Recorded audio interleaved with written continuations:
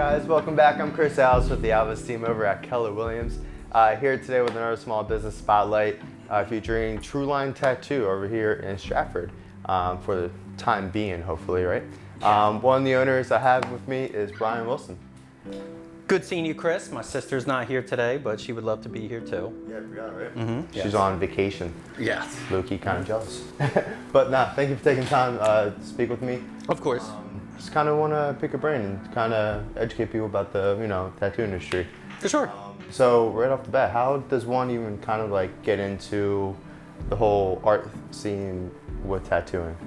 A strong art background definitely helps. And then what we look for is an apprenticeship. So we have 2 apprentices now, and I used to have my brother and sister be an apprentice here as well. Okay. 8 years ago. Yeah. But it's a strong portfolio. With the strong portfolio, then it's more so having the option. Like, we needed an opening. You learn at the very bottom of all our basic responsibilities, taking out the trash, how we run our appointments, how a shop runs, cleaning equipment. And after you learn that for 2 years, you would get your license. Nice. How did you yourself get into it? I myself started when I was in Art Institute in Philly. Okay. I went to art school for animation, realized I didn't really want a career in animation, graduated, and I got an apprenticeship at Mr. Tattoo in Beverly at the time.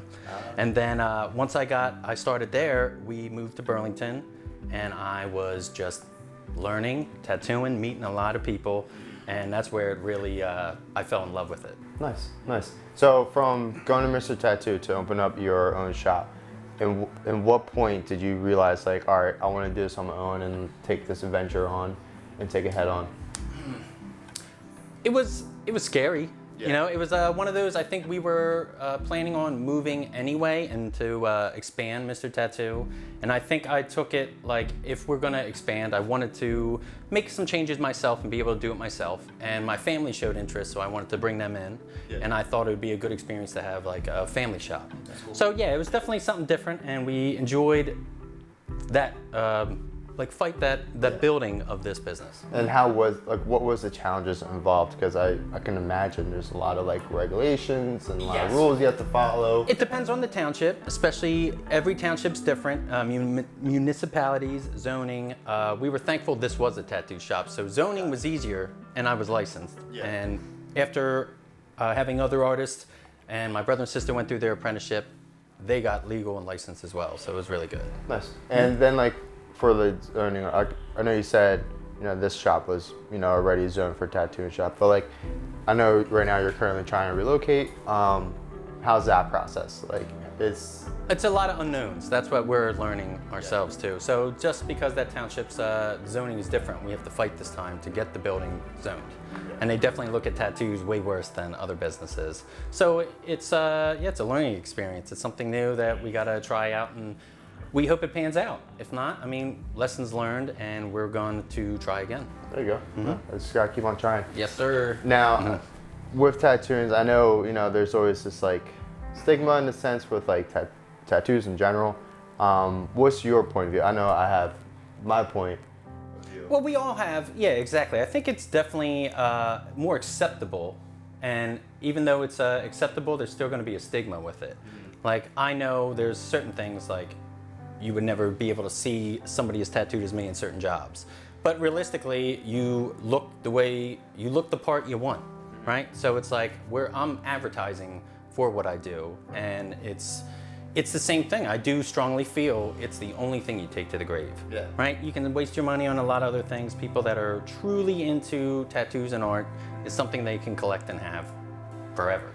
Yeah, which is a great point. Yeah, for sure. There's great pieces everywhere, and it is art. It's not something that can just take minutes to do. It's hours. Oh, for sure. Months. It's planning. Made a career out of it. Made a career. Right? Yeah, exactly. And that's the way I look at it. Because like people always look down, but it's like, for one, like especially with like larger pieces that are continuous. For me personally, I know it shows that the person is responsible with money because they're budgeting for these larger pieces. It's not cheap. It's not cheap investment. No, it's not a cheap investment at all. It's going back to like being an art collector, you're collecting a piece of art essentially. Yeah, and like we were saying, we're into cars and other stuff like that. It's the same thing. It's just like, if you can make an excuse to spend $5,000 on wheels, you're like, I'm gonna make an excuse to spend $5,000 on an arm. Exactly. So True Line has been open for how long? 8 years, almost 9 years. Yes. Yeah. 2013, I created the LLC. We officially opened, I believe, January of 2014. And then now, where do you see yourself the next year or so? Well, the next year, yeah, we hope to have the second location figured out by then. Okay. We would hope to. So once we have that, then we could see how we progress.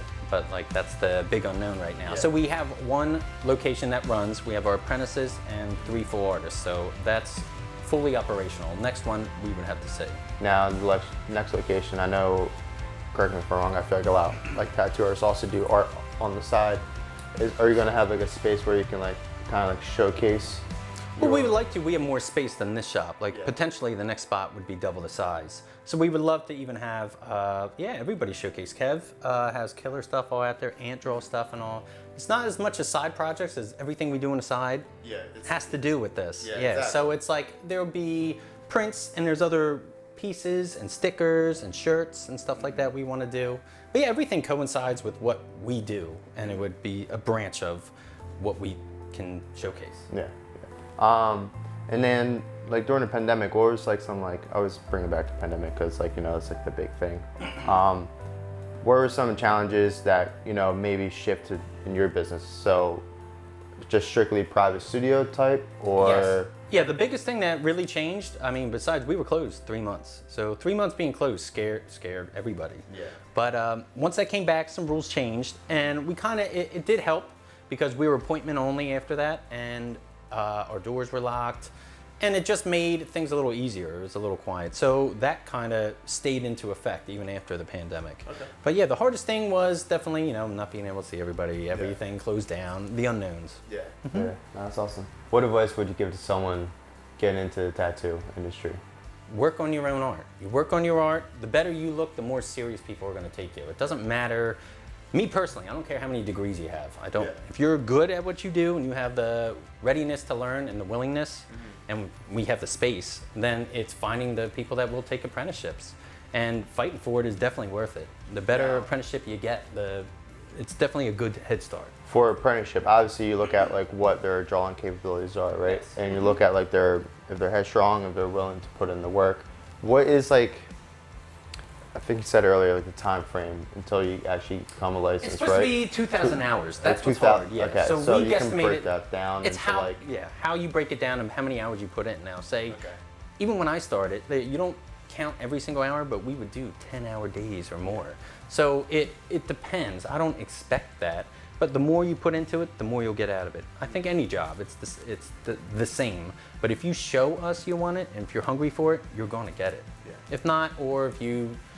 Because there's no money. If you do it for the money, you're doing it for the wrong reasons. Yeah. That's the thing. There's highs and lows. People think it's a cool job and they would assume, you know, like, oh, all the money you get from tattooing, you keep. And you don't. You know, it's like, you have overhead, we got a house, we got to expand, we got problems that happen. There's a light that fell or something like that. We got to repair it. It's a small business. There's no bigger capital besides us. So it's like money management 101. Yeah, like I had to learn that. But like even to get into it, the art aspect and just asking questions, get tattoos. Do not have 0 tattoos and say you want to be a tattoo artist.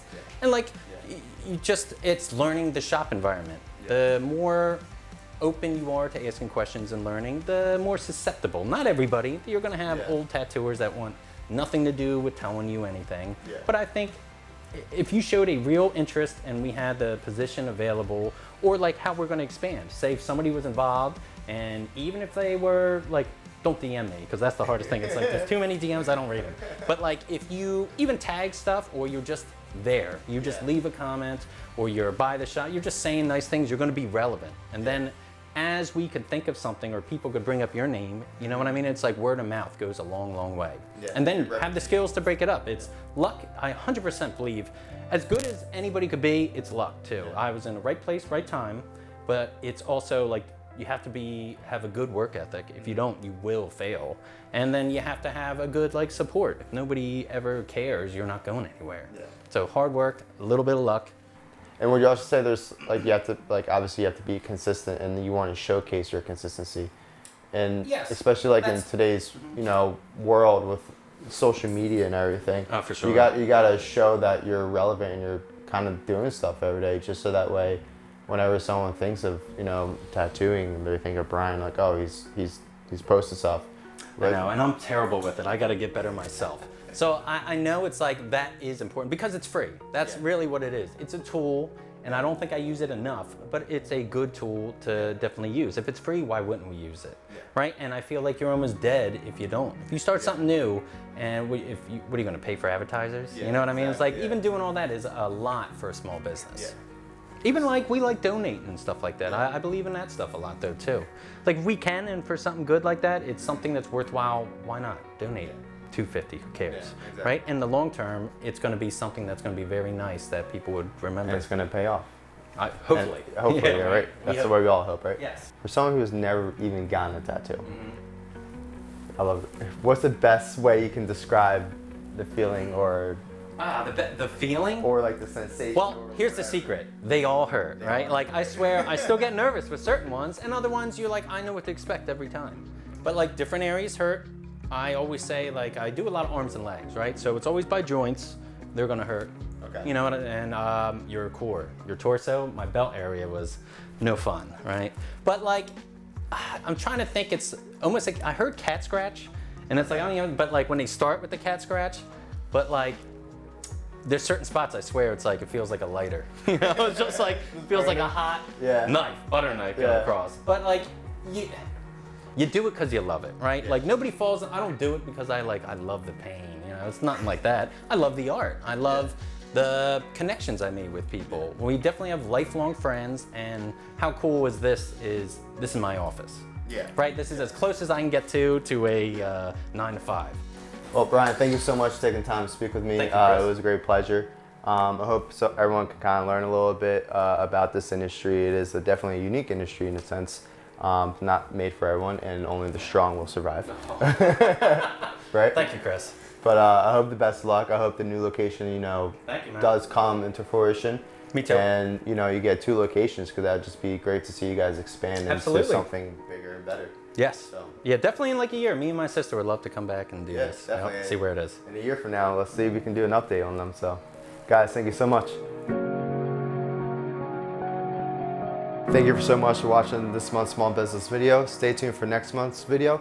And then thank you again to Core Title for sponsoring us. See you guys next month.